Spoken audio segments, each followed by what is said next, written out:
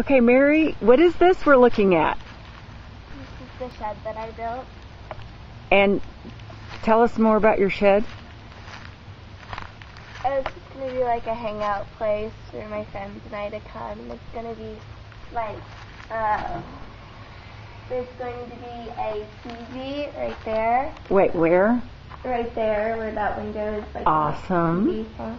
And then right here, there's going to be a sofa. Awesome. And right where that board is up there, that's where the beginning of the loft starts. And there's going to be, like, we'll have sleepovers up there. And down below, it's going to be like a mini fridge and a table and everything.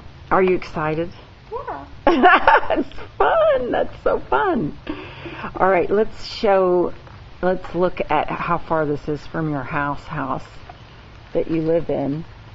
And the real house is, wow, Mary, you got the shed in the back field and the, woohoo, girl.